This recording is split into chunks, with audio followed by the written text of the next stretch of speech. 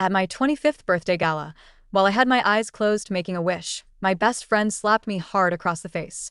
3 times. I stood frozen in shock, clutching my burning, red cheek. Brooke raised her phone, filming me with a teasing laugh. They say if you slap your best friend 3 times, you get $10,000. Would you do it? I didn't hesitate for a single second. So, when is my 10 grand hitting my account? My boyfriend, Tyler, let out a soft laugh. He pulled out his phone and Venmoed her on the spot. You actually believed that silly TikTok challenge? Well, since today is Chloe's birthday, I'll make your wish come true. After receiving the money, Brooke wrapped her arm around mine and smiled sweetly. Chloe, babe, it was just a joke. You're not actually mad, right? A chill ran down my spine. I grabbed Brooke by her jaw, wound up my hand, and slapped her back. 12 times in a row. Then I turned to my stunned boyfriend, smiling sweetly. That'll be $40,000, please. Tyler finally snapped out of it, looking at me like I was a monster. Chloe Henderson. She's your best friend. How could you hit her that hard? He immediately turned to Brooke, cupping her face to inspect the swelling. Brooke held her cheeks, tears streaming down her face uncontrollably. Chloe, we are done. I am never speaking to you again. With that, she ran out of the banquet hall, sobbing. Tyler shot me a furious glare before chasing after her. His look said it all. He was blaming me for ruining Brooke's mood. Today was my 25th birthday gala. Aside from my parents, who were currently in London on business, I had invited all my relatives. If things hadn't gone sideways, we were supposed to announce my engagement to Tyler right about now. But now, the groom-to-be was gone. My relatives sat in awkward silence, none of them daring to make eye contact with me. I took a deep breath and forced a polite smile. Everyone, thank you for coming. Initially, I wanted to use this party to announce my engagement to Tyler Vance. But that's no longer happening. The engagement is off. Please don't feel awkward. Eat, drink, and have fun. Today is still my birthday. Let's celebrate. The room fell dead silent for a second, followed by quiet whispers. But I didn't care. I sat back down at the head table, completely composed. Aunt Sarah was the first to speak up, smiling warmly. Well, Tyler clearly can't tell a diamond from a piece of glass. He was never good enough for you anyway. Uncle Frank chimed in immediately. Exactly. Chloe is the crown jewel of the Henderson family. Who does Tyler think he is? Your uncle will find you someone 10 times better. The guests laughed, and the tense atmosphere slowly warmed up. Near the end of the party, my phone buzzed in my pocket. It was a Snapchat message from Tyler. I managed to calm Brooke down. Come home, give her a proper apology, and we'll put this behind us. Expressionless, I locked my phone screen. Memories of our past flashed through my mind. I had always cherished my friendship with Brooke. I truly treated her like chosen family. But in the past, whenever we had a disagreement, she would give me the silent treatment until I bowed my head and apologized first. Over time, she got spoiled. She thought she could treat me however she wanted and make any offensive joke she pleased. If I didn't cater to her every whim, I was the bad guy. And after I started dating Tyler, things got even worse.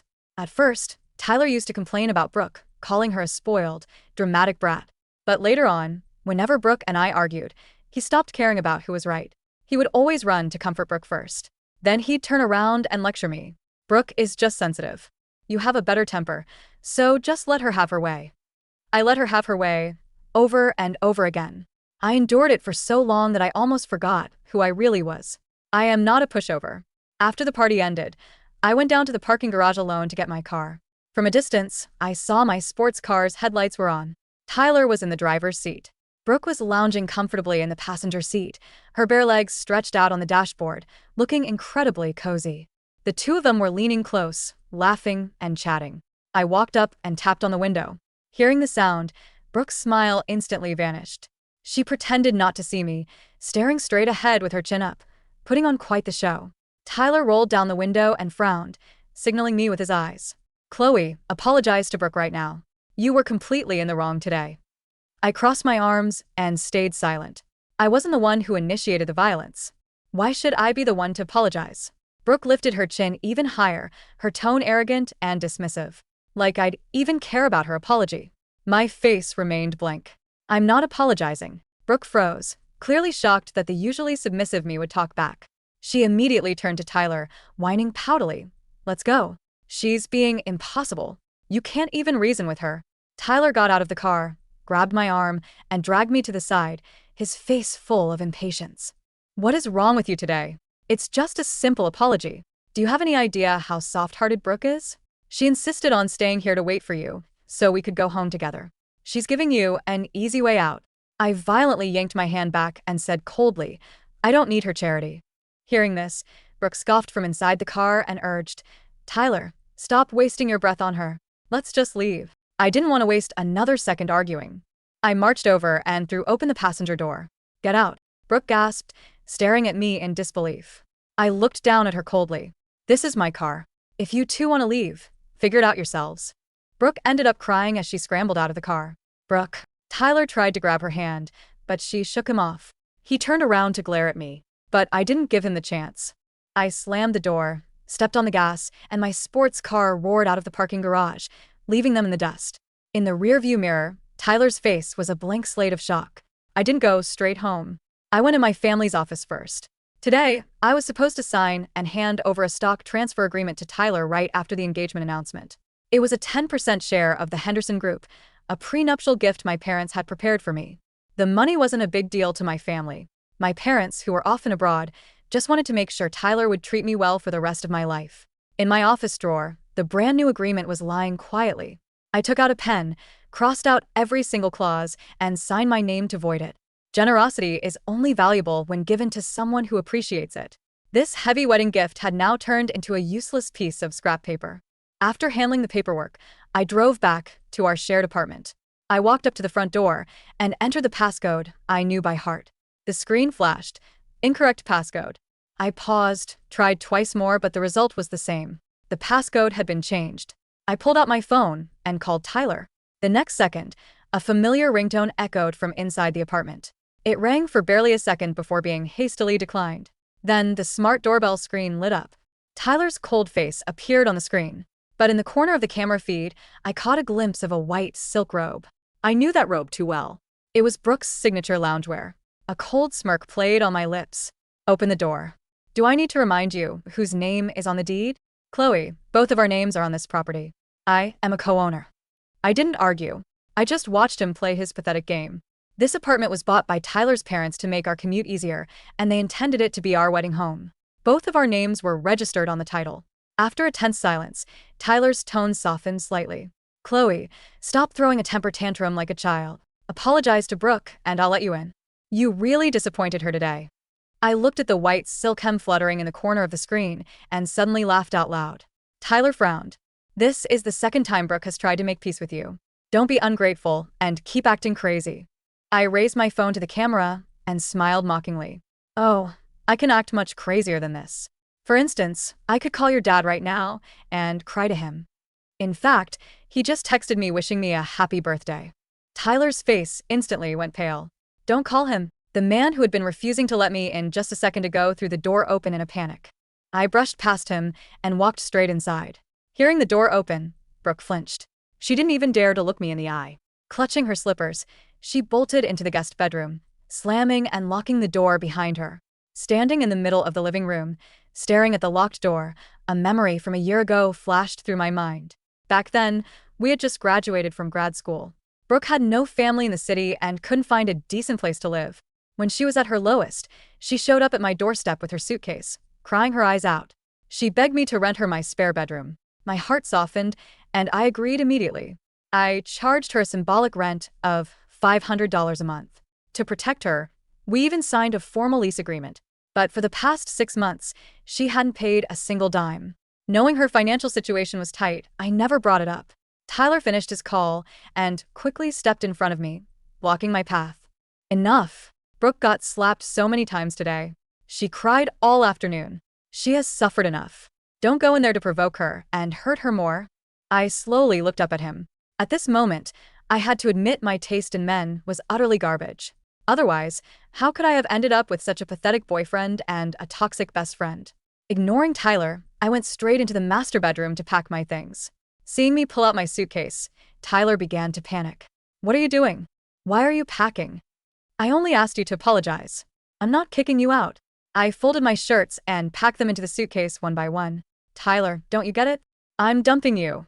Tyler froze, his pupils shrinking in disbelief.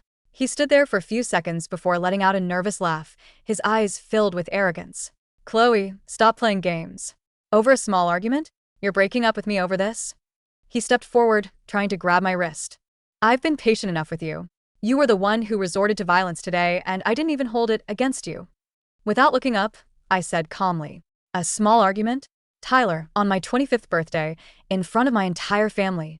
Brooke slapped me in the face for some cheap cash, and you happily Venmoed her to cheer her on. And to you, that's just a small argument? Tyler choked on his words, his face turning red and white. Brooke, she's just immature.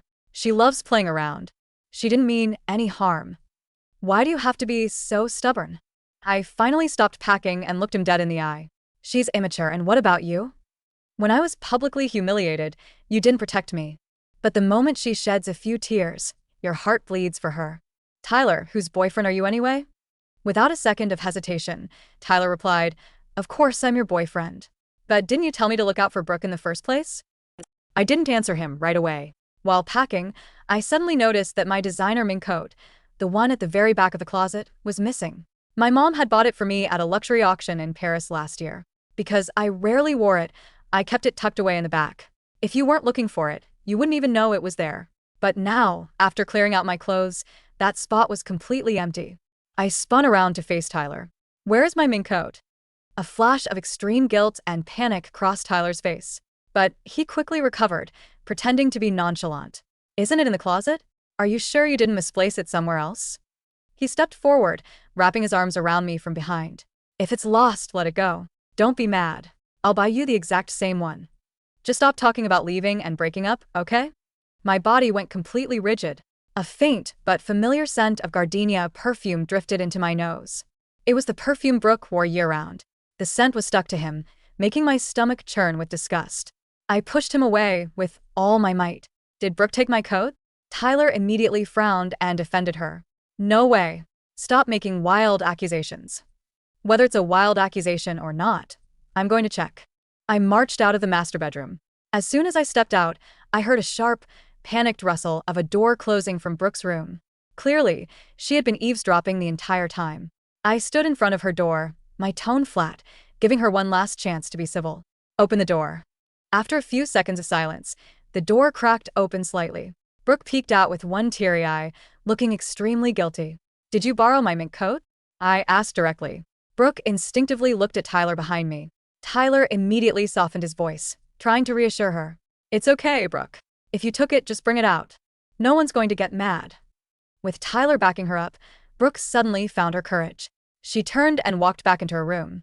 I pushed the door fully open. The next second, my heart stopped.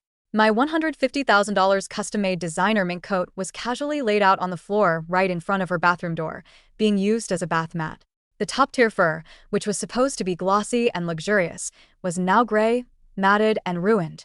Several patches of fur had been rubbed completely bald, making it utterly unsalvageable. Brooke pinched the corner of the dirty coat with 2 fingers, looking disgusted, and tossed it toward me. Here's your coat. Take it. I didn't touch it. Instead, I pulled out my phone, opened the camera, and recorded a clear video of the ruined coat on the floor. I needed to preserve every bit of evidence. Seeing this, Tyler rushed forward to block my camera, shielding Brooke behind him. His tone was full of accusation. Chloe, what are you doing? It's just a coat. Why do you have to make such a big scene? I laughed out of sheer anger. Tyler, do you have any idea how much this coat costs? Brooke poked her head out from behind him, her chin tilted up defensively. Why are you being so stingy? It's just an old coat. You never even wear it. It was just sitting in your closet gathering dust. I thought you didn't want it anymore. What's wrong with using it as a mat? I raised an eyebrow, locking my cold gaze on her. You certainly have an eye for luxury. Out of dozens of coats in my closet, you managed to pick the most expensive one. A $150,000 designer piece, used as a bath mat. The moment the words $150,000 left my mouth, all the color drained from Brooke's face. She turned pale as a ghost. She clutched Tyler's sleeve, her voice trembling. Tyler, what do I do? I didn't know it was that expensive. Tyler patted her back gently to comfort her. Don't worry, I'm here. I watched their pathetic display in silence. Tyler pulled out a blank checkbook from his suit pocket and thrust a check in front of me. Chloe, it's just money. Write down whatever number you want. I'll pay for Brooke. Let's end this here, and stop making things hard for her. I looked down at the blank check, finding it incredibly hilarious. I asked him, She ruined it. Why are you the one paying? Tyler furrowed his brows. What's the difference? My money, her money, it's all the same. Do you really have to be this petty over such a small thing? At that moment, I checked out completely. I took the check from his hand. Under their stunned gazes, I ripped it into shreds and let the pieces flutter to the floor. Before they could react, I dialed 91-inch high. I'd like to report a crime. Someone has intentionally destroyed my personal property worth $150,000. Chloe, hang up that damn phone. Tyler lunged across the bedroom threshold, his fingers clawing for the edge of my device. I took a single, calculated step back. My heels didn't click on the polished oak. They were grounded, firm, unyielding. With my left arm, I caught his forearm at the wrist and shoved him backward with the full weight of my shoulder. He stumbled against the doorframe, his breath catching in his throat. Tyler Vance, I said into the receiver, keeping my voice level, crystal clear, and icy enough to frost glass, is currently attempting to physically obstruct a police report. The address is the Grandview Residences, penthouse 18B. The suspect is Brooke. The stolen and intentionally destroyed item is an archival 1994 Christian Dior haute couture sheared mink coat, acquired at Christie's, Paris. Verified appraisal value, $150,000. Understood, Ms. Henderson. The dispatcher replied, the rhythmic clatter of emergency logging audible on the line. Officers are already dispatched to your location. Stay where you are, ensure you are in a safe room, and do not escalate the situation. I am perfectly safe, I replied, holding Tyler's frantic gaze. They have 10 minutes before I have my building's private security detail detain her at the perimeter. I tapped the red end call icon and locked the screen. The silence that followed was thick, suffocating, and punctuated only by Brooke's ragged, shallow breathing from behind the bathroom door. Are you out of your mind? Tyler's voice dropped to a harsh, trembling hiss. He adjusted his collar, but his hands were shaking so violently he could barely catch the lapels of his tailored jacket. Do you have any idea what calling the cops into this building does? My father sits on the board of the residential association. Our family's name is plastered on the lobby directory. You're dragging us into a criminal blotter over a goddamn piece of fur. Your family's name? I tilted my head, letting a quiet, humorless smile pull at the corner of my mouth. Tyler, your father owns 30% of the Vance Group. My family holds 49% of Vance Group's debt notes and 60% of the commercial vendor contracts your factories rely on. If your family name is tarnished tonight, it's not because the police showed up. It's because you raised a parasite, brought her into my home, and let her treat my life like a bargain bin clearance sale. Brooke stepped fully out of the bathroom then. The tear-stained, fragile mask she had worn downstairs had begun to crack, revealing the raw, ugly panic beneath. Her hands were clenched into fists, her cheap acrylic nails digging into her palms. Chloe, you're bluffing, she whimpered, her voice wavering between defensive fury and pathetic pleading. You wouldn't put me in jail. We've been friends since our freshman orientation. I helped you pick your classes. I held your hair back when you had food poisoning in Madrid. And on my 25th birthday, you took $10,000 from my fiancé to slap me across the face 3 times in front of 50 of my relatives. I replied evenly. I walked over to the floor where the ruined coat lay, pointed the camera downward, and snapped 5 continuous high-exposure photographs under the harsh vanity lights. Then you walked into my private dressing room, dragged an archival auction piece onto a wet porcelain floor, and used it to dry your filthy feet. I thought it was fake. Brooke shrieked, her voice hitting a shrill, hysterical pitch. She looked at Tyler, grabbing his bicep and shaking him. Tyler, tell her. It felt like synthetic polyblend. Who keeps real fur in the back of an ordinary wardrobe? She set me up. She left it there on purpose so I would use it. And she could ruin me. Tyler's face flushed dark crimson. He turned to me, his jaw clenched, resorting to the only weapon he thought he still had over me. Condescending authority. Look at her, Chloe. Look at what you're doing to her. She's hyperventilating. If you have an ounce of decency left, you'll call dispatch back, tell them it was a misunderstanding, and let me write the check. I will transfer the $150,000 into your personal checking account before midnight.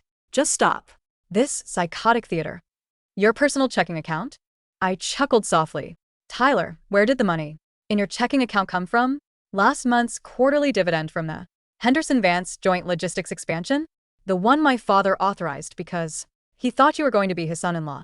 Tyler froze. Every cent you have is tied to the contract sitting in my office drawer, the one I shredded 30 minutes ago. I continued, taking a step toward him. You don't have $150,000 in unencumbered liquidity. You have an allowance granted on the condition of my goodwill. And my goodwill expired the second her hand hit my face. Before he could answer, the sharp, rhythmic chimes of the penthouse doorbell echoed through the foyer. Brooke gasped, backing up until her spine hit the guest room vanity, knocking over a bottle of rosewater toner. The glass shattered on the floor, the liquid soaking into the rug. Don't open it, Brooke begged Tyler, tears finally spilling over in earnest. Tyler, please don't let them in. If I get a felony record, my visa sponsorship will be revoked. I'll lose my junior associate position at the firm. Tyler, do something. Tyler stood paralyzed, looking between the locked entrance and me. I didn't wait for him. I walked past him down the hallway, my step steady and unhurried. Through the smart intercom panel by the front door, I saw two uniformed officers flanked by Captain Alvarez, the head of our private building. Security. I pressed the electronic release. The heavy mahogany door swung open. Good evening, officers, I said, gesturing smoothly into the wide, pristine foyer. Thank you for the prompt response. The suspect and the destroyed property are in the guest suite down the hall. The officers did not hesitate. Captain Alvarez stepped in first, his posture rigid and formal, giving me a respectful nod. Ms. Henderson, we have the building's freight elevator locked down and the security team monitoring the stairwells. Thank you, Captain, I said. The lead officer, a stern woman in her late 30s with a badge reading SGT Miller, stepped into the living room, her partner following right behind her. Tyler rushed forward from the hallway, his hands raised in a placating gesture, his smile strained and desperate. Officers, good evening. I'm Tyler Vance. My family co-owns this unit. This is an internal domestic misunderstanding. We were having an emotional argument after an engagement dinner and my fiancé overreacted. No crime has been committed. We're handling this privately. Sergeant Miller didn't even blink. Sir, step to the side.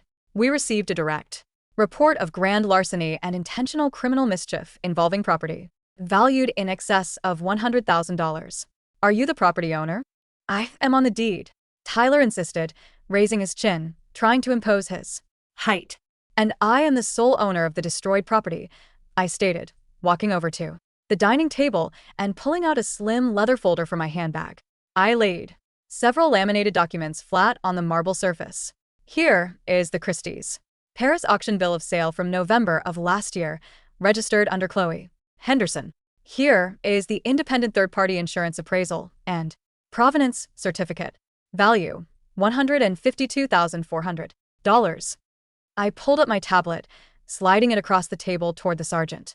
And here is the timestamp video taken 20 minutes ago in the guest bathroom. Ms. Lin intentionally removed the garment from my private, locked master closet, brought it into her rented quarters, and used it as a bathroom rug, rendering the pelt irreversibly water-damaged and worn bald.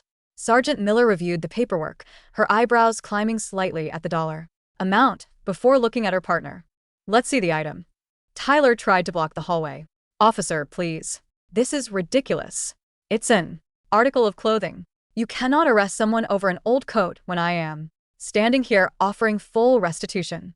Obstruction of a police investigation is a misdemeanor, sir, Sergeant Miller said, her voice dropping into a flat, professional warning. Step aside or you will be placed in restraints. Tyler's mouth clamped shut. His face paled to a sickly ash color, and he reluctantly moved against the wall. The officers walked into the guest room. Brooke was curled into the corner of the bed, sobbing hysterically, her designer dress rumpled and her mascara smeared in thick black tracks down her cheeks. I didn't steal it, Brooke shrieked the moment she saw the uniforms. The closet was open. Tyler told me I could use whatever was in there. Tyler said. Everything in this apartment belongs to both of them, so it belonged to me too. It's Tyler's fault. Tyler, standing in the doorway, looked as if he had been struck by lightning. Brooke, what the hell are you saying? You told me, Brooke screamed, pointing a trembling, manicured finger directly at him. You said Chloe was a spoiled brat who didn't care about her stuff. You Said if I needed warm clothes or towels, I could just take whatever was in the back closet. You gave me permission. A cold, bitter amusement settled in my chest. Look at how quickly rats turn on each other when the cage starts flooding. Sergeant Miller knelt down, carefully bagging the ruined, soggy Dior coat into a large evidence container using latex gloves. Her partner approached Brooke. Ms. Lynn, stand up and place your hands behind your back. No. Tyler, stop them. Tyler. Brooke thrashed as the metal handcuffs clicked around her slender wrists. Chloe, please. I'm sorry. I'll pay you back. I'll work for you for free. Please don't do this to me. You had 6 months to pay your $500 rent, Brooke, I said, watching her with total detachment as she was led out into the hallway. You. Couldn't manage that. How do you plan to pay off $150,000? Dollar plus légal fait. Chloe Henderson, you're an evil bitch. Brooke spat, her facade completely shattering into venomous rage as the officers escorted her toward the elevator. You think you're better than everyone just because your daddy has money. Tyler never loved you. He spent every night you were in New York in my bed. Do you hear me? In my bed. The hallway fell dead silent. Captain Alvarez subtly looked away, maintaining professional neutrality. Tyler looked like a dead man walking. He turned toward me, his lips parting, his hands trembling at his sides. Chloe, she's lying. She's hysterical. She's just trying to drag me down with her. I don't care, Tyler. I interrupted, my voice devoid of even a trace of anger. Whether you slept with her or not is completely irrelevant to me now. A stray dog doesn't surprise anyone when it eats garbage. Chloe, Captain Alvarez, I said, turning to the head of security. I am the co-owner of this unit. As of tonight, I am revoking Ms. Lynn's guest privileges. Permanently. Tomorrow morning at 8, my legal team will deliver an emergency eviction injunction for her belongings. In the meantime, I am vacating the premises. Understood, Ms. Henderson. Alvarez replied. Our team will assist with your luggage immediately. Tyler grabbed my suitcase handle as I reached for it. You can't leave. Chloe. We need to talk about this. Our families, the merger, the wedding venue in Lake Como, we put down a non-refundable deposit. I pulled my hand back, looking at his fingers gripping the handle as if they were covered in grease. Keep the deposit, Tyler, I whispered. You're going to need every penny for what comes next. By 7 o'clock the following morning, I was sitting in the high-back leather chair of the corner office on the 48th floor of the Henderson Tower. The sun was rising over the city skyline, casting long, golden shards of light across the mahogany desk. In front of me sat a fresh cup of black Americano and 3 thick manila folders. Across the desk sat Arthur Davies, the Henderson family's chief legal counsel for the past 22 years. A man with sharp gray eyes, immaculate tailoring, and the predatory calm of a seasoned shark. The criminal complaint against Brooke Lynn was formally processed at Central. Booking at 2:15 a.m., Arthur said, sliding a tablet toward me. First degree. Criminal mischief, grand larceny in the second degree. Because the appraised value exceeds $50,000, it is classified as a Class C felony in this jurisdiction. Minimum statutory sentencing if convicted without a plea bargain, 3 to 8 years. Will she get bail? I asked, taking a sip of the bitter coffee. Her arraignment is scheduled for 11 this morning. Given that she has no prior criminal record, the judge will likely set bail between $25 and $52,000. However, because her H-1B visa is tied to her employer, the arrest notification has already been automatically forwarded to the Department of Homeland Security's SEVIS database. Her employer, a mid-tier marketing consultancy, has already received an automated inquiry. Arthur pulled out a second document. As for Tyler Vance, Arthur continued, his eyes glinting with professional satisfaction, we audited the joint account records and the auxiliary vendor authorizations for Vance Industries. Over the past 14 months, Mr. Vance has utilized the Henderson corporate card line for over $280,000 in client entertainment expenses that lack corresponding business receipts. Among these expenses, luxury resort stays in Aspen, jewelry purchases from Cartier, and first-class airline tickets issued under the name of Brooke Lynn. I didn't feel pain. I only felt an intense, crystalline clarity. He used my company's expense line to take her on vacation while telling me he was inspecting manufacturing hubs in Ohio. I murmured. Precisely, Arthur said.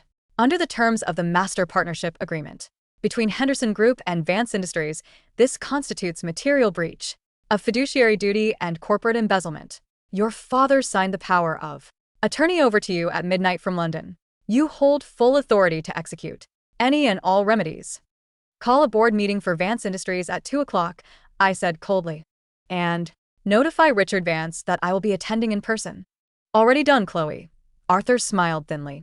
Richard Vance has called your personal cell 7 times this morning.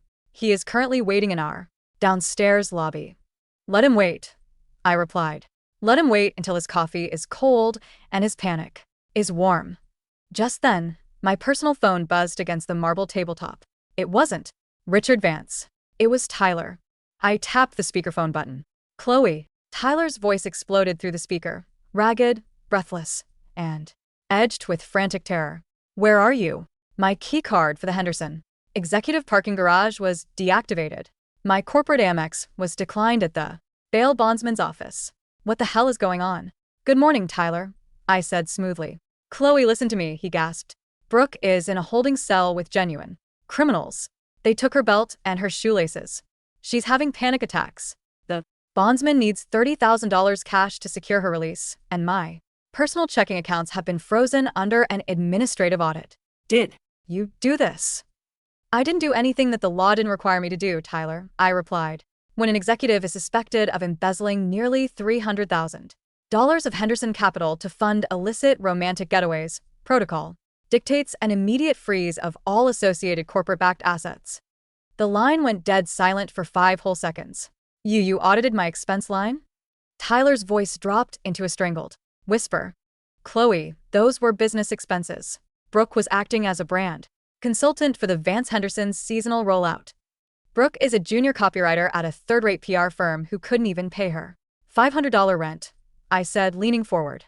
Do you really think a jury will believe you paid $5,000 a night at the Little Nell in Aspen for her branding insights? Chloe, please. The arrogance was entirely gone now, replaced by a desperate, nauseating whine. We can fix this. I made a mistake. I let Brooke manipulate me. She was jealous of you. She always whispered in my ear that you looked down on me, that your family treated me like an employee, and I was stupid enough to listen. I was just trying to feel like a man. It was an ego thing, Chloe. Nothing more. I love you. I was going to marry you. You were going to marry the Henderson balance sheet, Tyler, I said softly. And unfortunately for you, the balance sheet just declared you insolvent. Chloe, if my father finds out about the embezzlement, he'll remove me from the company. He'll disinherit me. Then I suggest you run down to the lobby and catch him, I said. He's been sitting by the security desk for the last 40 minutes. Maybe you two can share an Uber back to your parents' house. I hung up the phone before he could scream another word. At 2 o'clock sharp, the glass double doors of the Vance Industries boardroom swung open. The room smelled of old leather, stale tension, and expensive cologne trying to mask cold sweat. The entire Vance board was seated around the 30-foot mahogany table. At the head of the table sat Richard Vance, Tyler's father, a man whose usually polished, silver fox demeanor was now thoroughly disheveled. His tie was slightly crooked, and dark circles sagged beneath his eyes. Tyler was sitting in the corner of the room, on a secondary leather chair, looking like a chastised schoolboy. His eyes were bloodshot, his suit rumpled, from a sleepless night spent pacing the corridors of the courthouse and our corporate lobby. When I stepped into the room, flanked by Arthur Davies and 2 forensic accountants carrying heavy black briefcases, every single board member stood up, instinctively, except Tyler, who flinched as if I had raised a whip. Chloe, my dear, Richard Vance began, stepping forward with his arms slightly outstretched, attempting his signature patriarchal warmth. Thank God you're here. This entire situation is a tragic, catastrophic misunderstanding between young people. I spoke to your father in London early this morning. Mr. Vance, I said, cutting him off before his hand could touch my elbow. I pulled out the chair at the opposite end of the long table and sat down, motioning for Arthur to open the files. Let's dispense with the familial pleasantries. We are here strictly for an emergency debt restructuring and equity compliance meeting. Richard's hands dropped to his sides. He slowly returned to his seat, swallowing hard. Chloe, Richard said, his voice tightening. Vance Industries has been your family's closest commercial partner for over a decade. We are midway through the Tooling phase for the new automated logistics hub. If Henderson Group freezes, the liquidity lines now. The liquidity line was contingent upon the execution of the 10% equity transfer agreement Arthur Davies announced in a booming, courtroom-ready baritone. The agreement that was scheduled to be ratified following the engagement announcement last night. Arthur drew a single sheet of paper from his briefcase and projected it onto the massive boardroom screen. It was the stock transfer contract. Across every single clause, thick black diagonal lines had been drawn with a permanent marker, accompanied by my sharp, elegant signature at the bottom. Alongside the word, void, a collective gasp rippled through the older board members.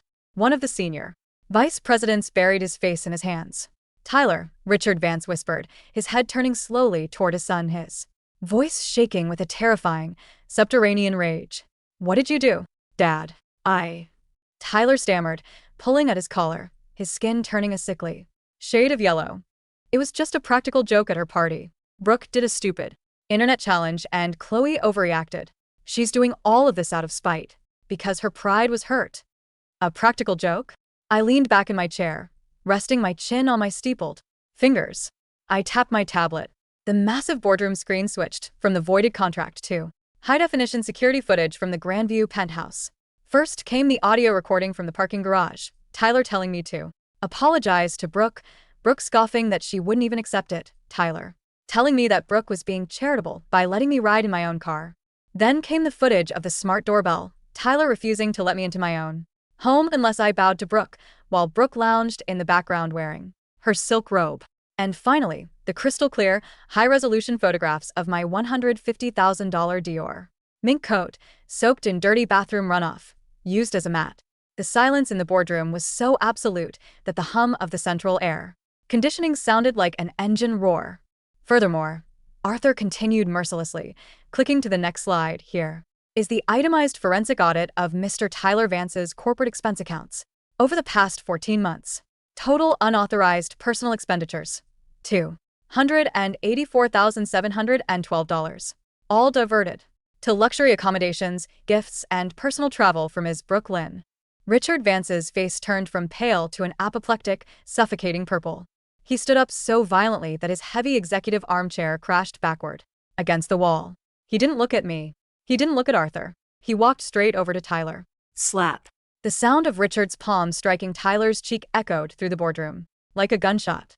It was far harder than any slap Brooke had delivered the night before. Tyler was knocked sideways out of his chair, sprawling onto the plush carpet, clutching his face in utter shock. "You pathetic, brainless, degenerate idiot," Richard roared, his chest heaving, saliva flying from his lips. "You threw away a $70 million equity merger for a $500 a month freeloader? You stole corporate funds to buy cheap perfume and weekend getaways, and you brought her to insult William Henderson's daughter in front of 50 industry leaders?" "Dad." Tyler wept from the floor, holding his swelling jaw. "Dad, please." I "Didn't know. She told me she was on birth control. She told me she had influential connections in the PR sector." "Shut up. Shut your mouth." Richard kicked Tyler's briefcase across the room, sending papers flying everywhere. He turned back to me, his hands trembling, his pride entirely shattered. "Chloe, William and I built these supply lines from nothing. If you call in the short-term debt notes tomorrow, Vance Industries will enter involuntary Chapter 11 bankruptcy by the end of the month. 3,000 factory workers will lose their jobs. Please, name your terms." I stood up, smoothing the front of my tailored silk blazer. "My terms are non-negotiable, Richard," I said, my voice cutting through the room with surgical precision.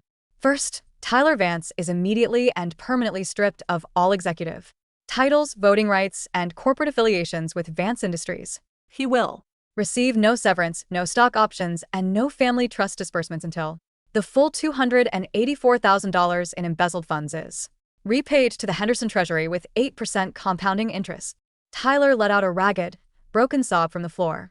"Second," I continued, looking directly at Richard, "Henderson Group will not call in the debt notes immediately. Instead, we will convert that debt into 51% controlling equity of Vance Industries. You will remain as a symbolic operational consultant, but every major procurement, hiring, and capital expenditure decision will run through my desk." Richard's shoulders sagged. His eyes grew dim. He knew exactly what this meant. The Vance family's decades-long reign over their namesake company was over. They Were now minor employees in the Henderson empire. And third, I added, walking toward the exit, you will not post bail for Brooklyn. if a single penny of Vance capital is used to secure her release or hire her defense counsel. The debt recall goes out at 5 o'clock today. Richard didn't even hesitate. Consider it done. Dad. No. You can't leave her in there. She'll talk to the prosecutors. Tyler screamed, scrambling on his knees toward his father's legs. Richard looked down at his son with pure, unadulterated disgust, pulled his pant leg free from Tyler's grip, and turned his back on him. Deprived of Vance family money and abandoned by Tyler, Brooklyn spent 48 hours inside the county detention center before a low-rent public defender was assigned to her case. When she was finally brought to the preliminary hearing on Thursday morning, she looked unrecognizable. Her blow-dried hair was tangled into a greasy knot. Her designer dress from the gala had been replaced by a rough, oversized orange jumpsuit, and the arrogant smirk that had defined her face for years had vanished into hollow, terrified desperation. I sat in the front row of the gallery, dressed in a pristine navy wool coat, my legs crossed, watching her with cool indifference. Beside me sat Arthur Davies. Across the aisle, Brooke's public defender, a young, overworked man with an overflowing briefcase, was hurriedly whispering to her at the defense table. Your Honor, the prosecutor announced, stepping forward. The state presents Overwhelming physical and digital evidence of intentional, malicious destruction of unique personal property valued at $152,000.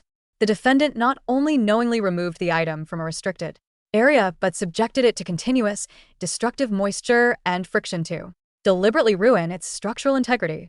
The public defender stood up nervously. Your Honor, my client maintains that this was a domestic misunderstanding between roommates. She Believed the coat was an abandoned, low-value synthetic garment. We have entered into evidence, the prosecutor interrupted smoothly, the defendant's text messages extracted from her personal device, recovered under warrant. The prosecutor held up a printed transcript. 3 weeks prior to the incident, Ms. Lynn sent a text to an acquaintance, stating, and I quote, Chloe has this vintage Dior fur in her closet that costs more than my entire family's house. She doesn't even wear it. Rich girls make me sick. One of these days, I'm going to drag that thing through the mud just to wipe the smug look off her face.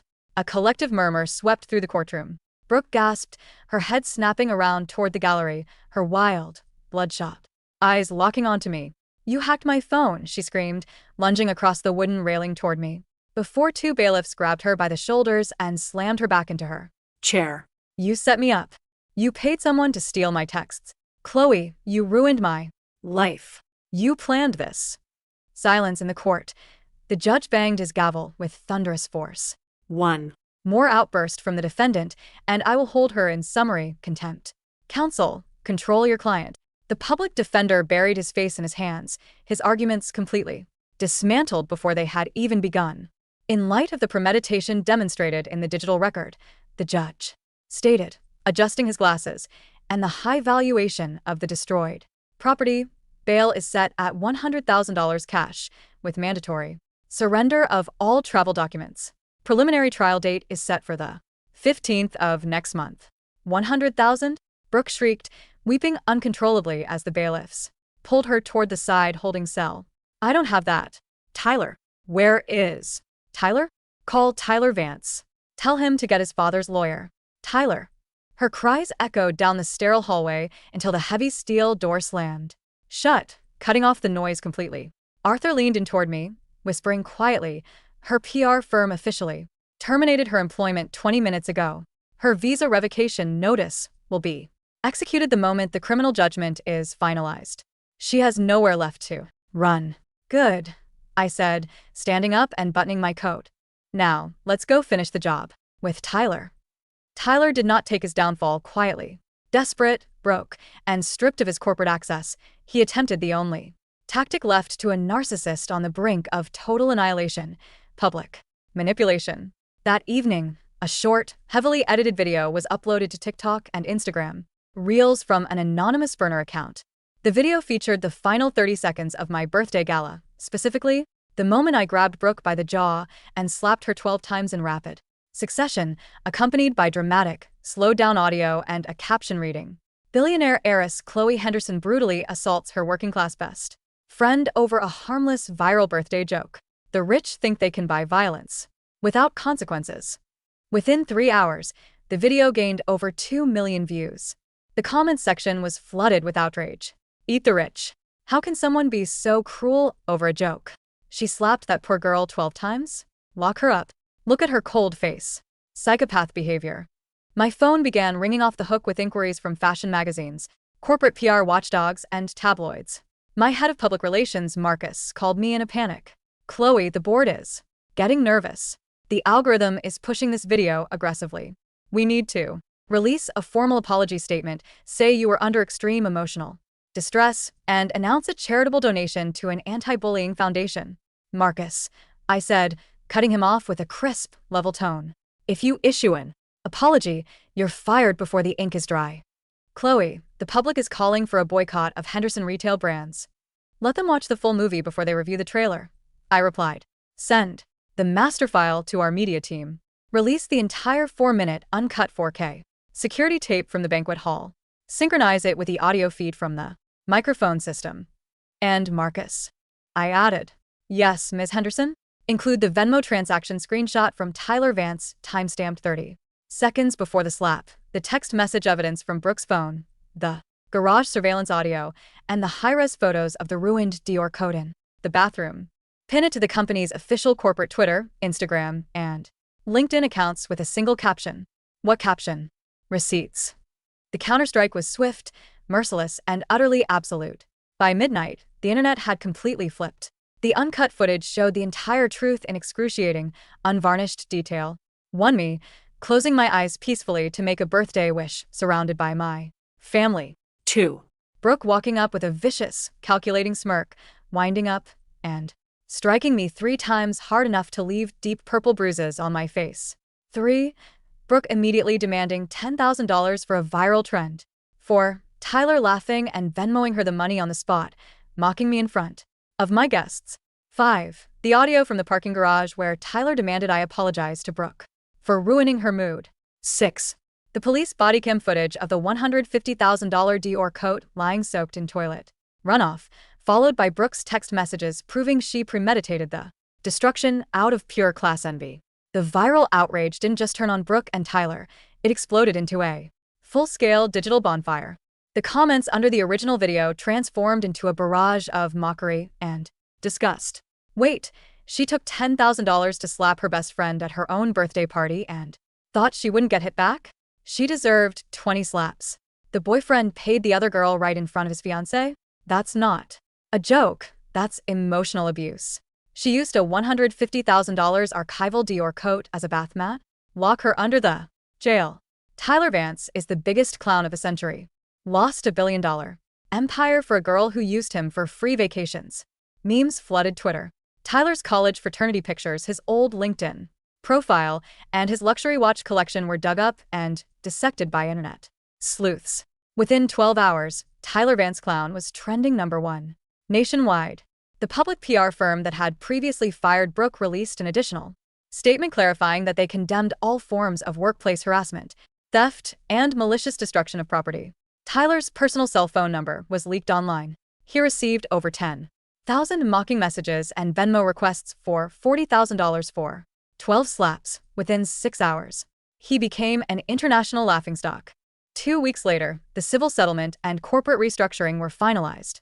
In the grand conference room of Henderson Tower, Richard Vance signed the final transfer deeds with a trembling hand, surrendering 51% of Vance Industries to the Henderson Group.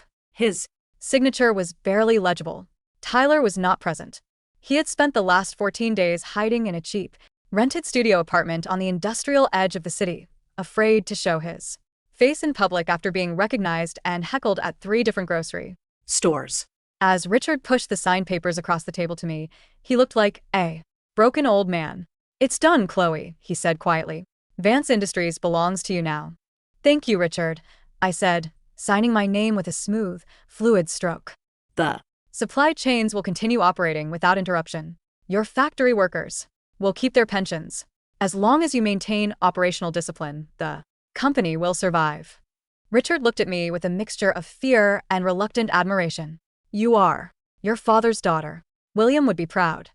My father taught me that generosity without boundaries is just self-destruction, I replied, standing up. Have a good afternoon, Mr. Vance. As I stepped out of the tower into the cool autumn air, my driver held the door of my sleek black Maybach open. Before I could step inside, a figure stumbled out from behind the marble pillars of the courtyard. It was Tyler. He looked completely ruined. He was wearing an old, wrinkled hoodie, his hair unwashed, his eyes sunken and surrounded by dark purple rings. He had lost at least 10 pounds in 2 weeks. Chloe, he cried out, rushing forward, only to be instantly intercepted by 2 hulking security guards who pinned his arms behind his back. Let him speak, I said calmly, raising a hand. The guards loosened their grip, but kept their bodies firmly between us.